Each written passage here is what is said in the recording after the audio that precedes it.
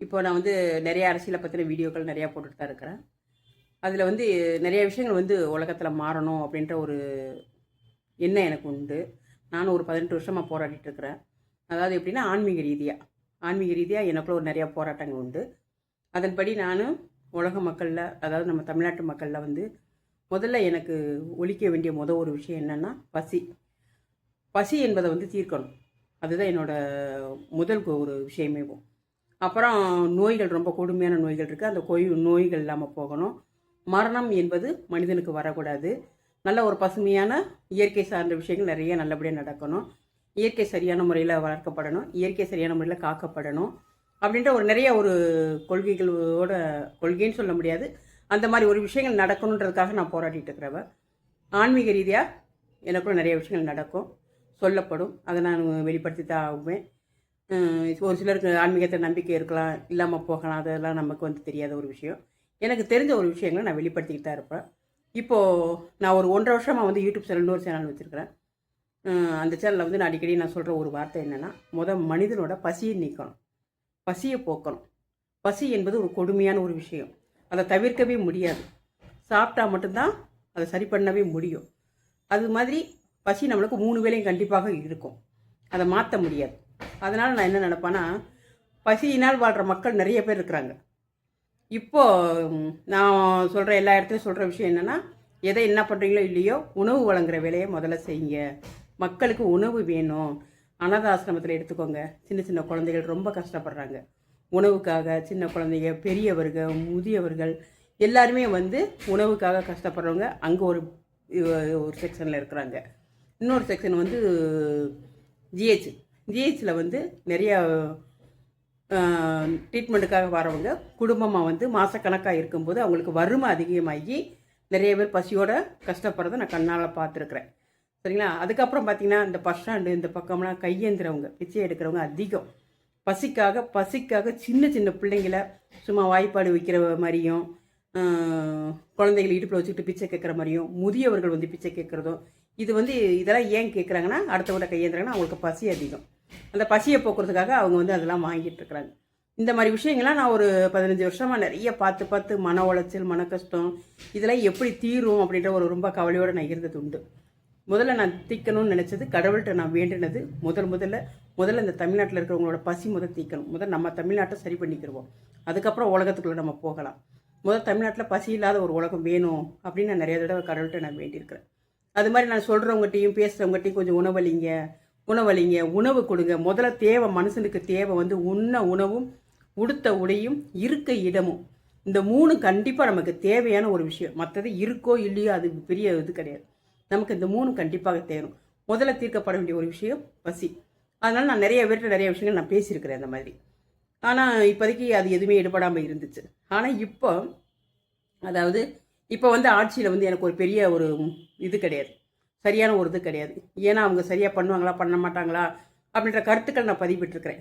தப்பாக இருக்கிறதா தப்பாக சொல்லுவேன், சரியாக இருக்கிறதா சரியாக சொல்லுவேன். இப்போது இன்றைக்கி வந்து செய்தி பார்த்ததில் வந்து எனக்கு ரொம்ப மன மகிழ்ச்சியாக இருந்துச்சு, ரொம்ப சந்தோஷமாக இருந்துச்சு. சிஎம் சார் அவர்களே, விஜய் அவர்களே, நான் உங்களுக்கு ரொம்ப நன்றி தெரிவிக்கிறேன், ரொம்ப நன்றி தெரிவிக்கிறேன். நான் நீண்ட நாளாக ரொம்ப மனசால் குழம்பி ரொம்ப வேதனைப்பட்ட ஒரு விஷயம், சாப்பாடு கொடுக்குற ஒரு விஷயம். நீங்கள் வந்து முதல்ல வந்து அம்மா உணவகம் வந்து ஓப்பன் பண்ணதில் ரொம்ப நல்ல விஷயங்கள் நடந்தது. எப்படின்னு கேட்டுக்கிட்டிங்கன்னா, இல்லாதவங்களும் வாங்கி சாப்பிடுவாங்க.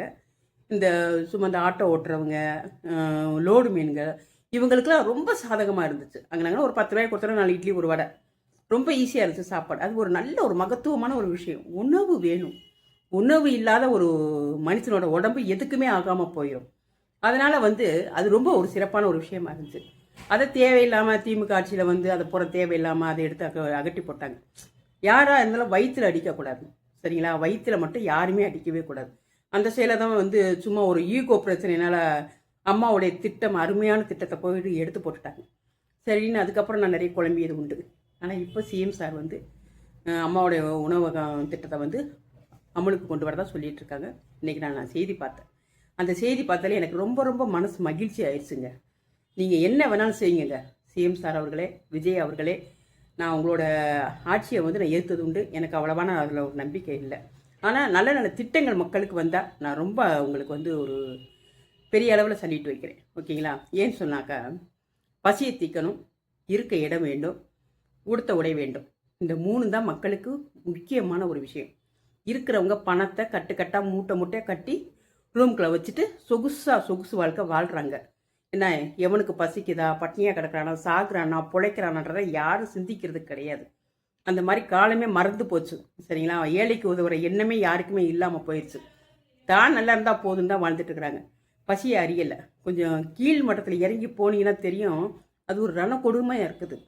இறங்கி போனோம்னா ஒருத்தரோட பசியும் ஆவலாதில் அலைகிறதும், ஐயோ ஒரு வேளை பசி பசி பசின்னு அது கொடுமை, சொல்ல முடியாத ஒரு கொடுமை. சரிங்களா? அதை இப்போ வந்து அம்மா உணவகத்தில் நீங்கள் கொண்டு வந்திருக்கிறீங்க. நான் இன்றைக்கி செய்தியில் பார்த்தேன். அது உண்மையாக இருக்கணும், அது சத்தியமாக இருக்கணும். நீங்கள் அது மட்டும் இல்லாமல், நீங்கள் ரொம்ப ஆடம்பரமான ஃபுட்டாக கூட இல்லாமல் மனுஷனுக்கு பசியை போக்க ஒரு சாம்பார், ஒரு சோறு, ஒரு கூட்டு, இப்படி ஒரு ரேஷன் அரிசியை கூட நல்லா சுத்தம் பண்ணி கூட நீங்கள் சோறாக்கி போட்டுருங்க. எங்கெங்கே போடணும் தெரியுங்களா? நல்ல மிகப்பெரிய பஸ் ஸ்டாண்டு கிட்ட இருக்கிறவங்களுக்கு போடுங்க. 2வது ஜிஹெச் கிட்ட போட்டுருங்க.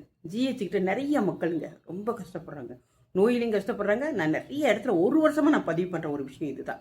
ஜிஹெச் கிட்ட தயவு செய்து சாப்பாடு வழங்குற ஒரு திட்டத்தை மட்டும் நீங்கள் அமல் கொண்டு வாங்க. நீங்கள் 1000 2000 கொடுக்க வேண்டாம், தங்கம்லாம் கொடுக்க வேண்டாம். இருக்கிறவங்க பொழைச்சிக்கிடுவாங்க. பொழைக்கவே முடியாத மக்களுக்கு செயல்படுங்க. இது ஒரு நல்ல மகத்தான திட்டம். இந்த திட்டத்தை சும்மா 5 10 ரூபா 20 ரூபா அப்படி ரொம்ப காசு வைக்காமல் கொஞ்சம் இலவசமாகவும் ஜிஹெச் பக்கம், பெரிய பெரிய பஸ் ஸ்டாண்டு இந்த பக்கம், அதுக்கப்புறம் அனாத ஆசிரமம், நிறைய பிள்ளைங்க கொடுமையாக இருக்கும். அதை பார்க்க கூட முடியல, அவ்வளோ பிள்ளைங்க அனாத ஆசிரமத்தில் தவிச்சிட்ருக்கோம். நீங்கள் இன்றைக்கி ஒரு சாப்பாடு ஏதாவது வாங்கிட்டு போங்களேன், உங்களை அப்படி பார்க்கும். அப்படி ஒரு பசியில் இருக்கிற உலகங்கள் இருக்குது, பிள்ளைங்க இருக்கிறாங்க. அதனால் நீங்கள் இந்த உணவு திட்டத்தை கொண்டு வந்ததில் ரொம்ப ரொம்ப ரொம்ப ரொம்ப நன்றி. எனக்கு மிக சந்தோஷமாக இருக்குது. இது நல்லபடியாக செயல்படணும். இது ஒரு நீங்கள் நிறைய விஷயங்கள் பொய்யாவே வந்திருக்குது. இது பொய்யா இருக்கக்கூடாது, இது உண்மையாக இருக்கணும். நம்ம தமிழ்நாட்டில் இருக்கிற மக்கள் பசி இல்லாமல் வாழணும். இன்னும் அடுத்தடுத்து இருக்க இடமில்ல, வாடகை கொடுத்து வாழ முடியல. பிளாட்பாரத்தில் கொசு கடியிலையும் அந்த கடியிலையும் தூங்குற மக்கள் எவ்வளவோ பேர். டென்ட்டு கொட்டையை போட்டுட்டு உட்காந்துருக்கோம். டென்ட்டு கொட்டை எவ்வளவோ பேர். சும்மா இடத்த பூரா பெரிய பெரிய பணக்காரங்க வாங்கி வச்சுக்கிட்டு, முதலைகள் வாங்கி வச்சுக்கிட்டு மக்களுக்கு வீடு இல்லாமல் போட்டிருக்குது. குடியிருக்க முடியல, வாடகை கொடுக்க முடியல. இந்த அவலம்லாம் நானுமே பட்டுட்ருக்கிறேன். நான் நடுத்தர குடும்பத்தில் இருக்கிற எனக்கே இவ்வளோ கஷ்டங்கள் இருக்குது. அடிமட்டத்தில் இருக்கிற மக்களோட நிலைமையை யோசிச்சு பாருங்கள். ரோட்டில் படுக்கிறவங்களுக்கு எவ்வளோ கஷ்டம் இருக்கும். எல்லா நிலத்தெல்லாம் பொது நிலமாக மாற்றுங்க. மக்களுக்கு இனாமா கிடக்கிற மாதிரி செய்யுங்க. நிலம் கடவுள் கொடுத்த பூமி, அது மக்களுக்காக கொடுக்கப்பட்ட பூமி. அது மக்களுக்கே கொடுங்க. அதை மக்கள்கிட்டே கொடுங்க. நீங்கள் எங்கே வேணாலும் இருந்துக்கோங்க, எங்கேனாலும் வீடு கட்டி வாழ்ந்துக்கோங்க. நீங்கள் எங்கேனாலும் நிலம் பயிர் செய்கிறீங்களா, என்ன செய்கிறீங்களோ செஞ்சுக்கோங்கன்னு சொல்கிற அந்த ஒரு இதை கொண்டு வாங்க. அதை நீங்கள் கொண்டு வருவீங்களா கொண்டு வர மாட்டீங்களான்னு எனக்கு தெரியாது. ஏன்னா அது யாராவது எப்படியாவது காலத்தால் மாறும். அது கண்டிப்பாக அது நடக்கும். சரிங்களா? பணம் என்பது அழியத் தொடங்கிடும். மக்களுக்கு தேவையான அனைத்தையும் கடவுள் மூலியமாக, நமக்கு யார் மூலியமானாலும் அது மாற்றத் தொடங்கும். எனக்கு மாற்றம் என்பது நாம் தமிழர் மேலே தான் ரொம்ப இது இருக்குது. அவங்க வந்து இயற்கை வளம் இதெல்லாம் வந்து சரியாக காக்கிறவங்க, உண்மையின்படி நடக்கிறவங்க, ஒரு என்ன சொல்கிறது, ஆளுமை மிக்கவங்க. சரிங்களா? சரியாக செய்வாங்க. யாராக இருந்தாலும் எதிரியாக இருந்தாலும் அடித்து வெட்டுறதுக்கு அவங்களால முடியும். அதனால் அவங்க வந்து இயற்கை வளங்களுக்கு சரியாக வந்துடுவாங்க. அது ஒரு கூடிய காலம் வரும்போது வந்துடும். ஆனால் இப்போ இருக்கிற சூழ்நிலைக்கு உணவு வழங்குகிற திட்டம் மிக மிக மிக மிக நல்ல திட்டம். இந்த திட்டத்தை விட்டுறாதீங்க. மக்கள் எல்லாருக்கும் தயவு செய்து சாப்பாடு போக உதவி செஞ்சுருங்க. நீங்கள் இந்த ஒரு உதவி செஞ்சாலே போதும். உங்களை சிஎம் ஆக்குறதுல நாங்கள் ரொம்ப ரொம்ப பெருமைப்படுவோம். தயவு செய்து இந்த இது நல்லபடியாக நடக்கட்டும். நன்றி, வணக்கம். முதலமைச்சர் சிஎம் விஜய் அவர்களுக்கு ரொம்ப ரொம்ப நன்றி. இந்த திட்டம் கண்டிப்பாக வெளிவரணும், அது சரியாக நடக்கணும். நன்றி, வணக்கம்.